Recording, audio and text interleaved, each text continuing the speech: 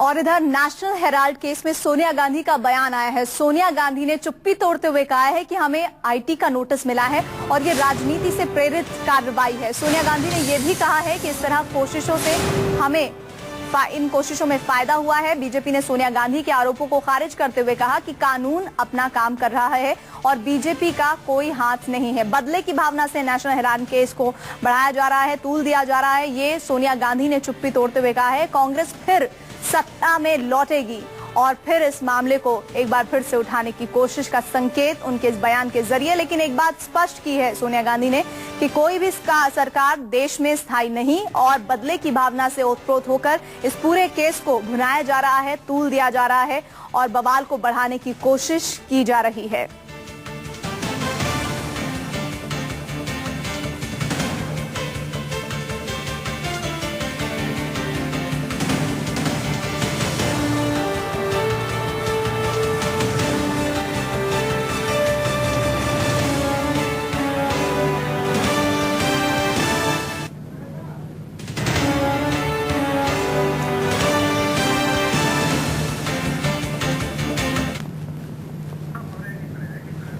तो सोनिया गांधी का मोदी सरकार पर निशाना, बदले की भावना से नेशनल हेराल्ड केस को उठाया जा रहा है और इस पूरे मामले को बढ़ाया जा रहा है। लेकिन इस बीच हम आपको बता दें कि इस पूरे मामले को लेकर स्पष्टीकरण लगातार कांग्रेस से खुद सोनिया गांधी से, राहुल गांधी से मांगा जाता रहा है। लेकिन इस मामले पर आखिरकार सोनिया गांधी ने चुप्पी तोड़ते हुए कहा है कि बदले की भावना से पूरा मामला उठाया जा रहा है। और इस मामले में उन्होंने अपने बयान में आगे ये कहा कि कोई भी सरकार स्थायी नहीं है और हमारी सरकार दोबारा बनेगी। Not indulged into blame game. There could have been a blame game because we would have just revealed what are the facts, and when it is necessary, we'll do that. But we have not indulged into blame game. And Narendra Modi, our Prime Minister, has always said that we are, and when it is necessary, we'll do that. But we have not indulged into blame game. And Narendra Modi, our Prime Minister, has always said that we are not into vindictive politics. Otherwise, Congress will have no place to hide. But the proceedings, as per law, what are going on, law will take its own course. देश संविधान से चलता है, देश में कानून का राज है और कानून अपना काम कर रहा है।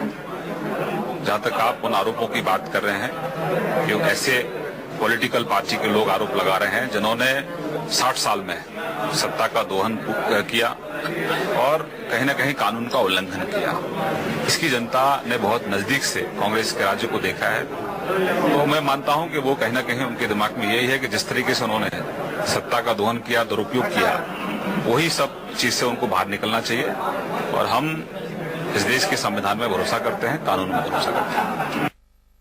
और सीधे रुक कर सकते हैं इस मामले पर बातचीत करने के लिए रमन हमारे साथ जुड़ रहे हैं। रमन, अमूमन इस तरह के आरोप जब सरकारें बदलती हैं तो लगता है जो मौजूदा सरकार रहती है वो पिछली सरकार के केसों को निकालती है, खंगालती है और उसके खिलाफ सवाल खड़े करती है। और इस मामले में आज सोनिया गांधी ने जिस तरह का बयान दिया है उस संबंध में क्या जरूरी ये था कि आरोप एक और लगाया जाता है बजाय कि इस मामले पर स्पष्टीकरण दिया जाता, वो ज्यादा बेहतर होता?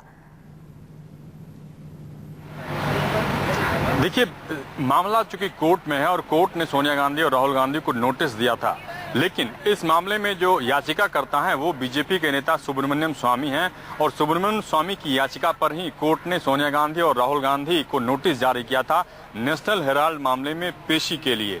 लेकिन इसके बाद ये मामला कांग्रेस पार्टी ने साफ किया था कि इस मामले को निचली अदालत के द्वारा पेशी का नोटिस दिया गया है, हम इस मामले को उससे उच्च अदालत में ले जाएंगे, अपील करेंगे और पेशी से छुटकारा मिले ये हम कोशिश करेंगे। लेकिन इसी बीच में इनकम टैक्स के द्वारा जो नोटिस सोनिया गांधी को मिला है, इस बात को मंजूरी देते हुए, इस बात को पुख्ता करते हुए, इस बात को हामी भरते हुए सोनिया गांधी ने कहा कि हाँ, उन्हें नोटिस मिला है इनकम टैक्स डिपार्टमेंट के द्वारा। और कहीं न कहीं सोनिया गांधी को ऐसा लगता है कि इस मामले में जो नोटिस की कार्रवाई हुई है, क्योंकि मामला कोर्ट में है और कोर्ट में कुछ भी साबित होने से पहले ही इनकम टैक्स के द्वारा सोनिया गांधी को नोटिस देना, कहीं न कहीं सोनिया गांधी को लगता है कि बदले की भावना से सरकार कार्रवाई कर रही है। क्योंकि अभी कुछ ही दिनों पहले नरेंद्र मोदी की अगुवाई में बीजेपी की सरकार बनी है, एनडीए की सरकार बनी है और फाइनेंस मिनिस्टर के तौर पर अरुण जेटली से सुब्रमण्यम स्वामी ने मांग की थी कि फाइनेंस मिनिस्टर को कार्रवाई करनी चाहिए इस मामले में। और इसके बाद नोटिस जारी होने के बाद ऐसा लगता है कि बीजेपी के नेता की तरफ से जो मांग की गई थी उस मांग के तहत सरकार ने कार्रवाई की और इनकम टैक्स के द्वारा नोटिस भिजवाया। तो इस पूरे मामले में ये तो एक चलन सा रहा है, जो भी नई सरकार आती है वो पिछली सरकार के तमाम तरह के कारनामों को उजागर करने की कोशिश करती है और फिर पिछली सरकारों को जवाब देना पड़ता है। ये तो चलन है, चाहे वो यूपीए सरकार हो या फिर एनडीए सरकार हो। देखिए प्रीति, मामला थोड़ा सा अलग परिप्रेक्ष्य में देखना पड़ेगा कि यूपीए की चेयरपर्सन सोनिया गांधी, कांग्रेस अध्यक्ष हैं सोनिया गांधी, और ये जो मामला नेशनल हेराल्ड का मामला है ये कांग्रेस पार्टी का अखबार रहा है, जवाहरलाल नेहरू के टाइम से अखबार रहा है।